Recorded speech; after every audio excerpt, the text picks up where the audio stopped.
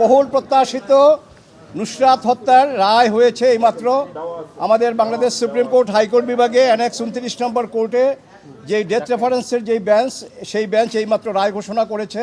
এবং এটা কি ছিল, কি বলবো, যে 16 জনের ফাঁসি একটা মামলায়, এটা আমাদের এর আগে এরকম কোনো জাজমেন্ট আমার জানা নাই। এখানে যেটা হয়েছে সেটা হলো যে 16 জনের মধ্যে আজকে হাইকোর্ট বিভাগ, মাননীয় হাইকোর্ট বিভাগ দুজনের আপনার ডেথ বহাল রেখেছেন। একজন হলো ওই মাদ্রাসার প্রিন্সিপাল যিনি, আর আরেকজন হলো শাহাদাত হোসেন শামীম।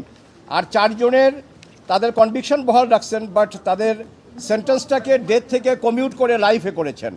আর এই হলো 6 জন, 4 জন কমিউট করে লাইফে এনেছেন, আর 2 জনের ডেথ বহাল, এই 6 জন, আর বাকি 10 জনকে একুইটাল করেছেন।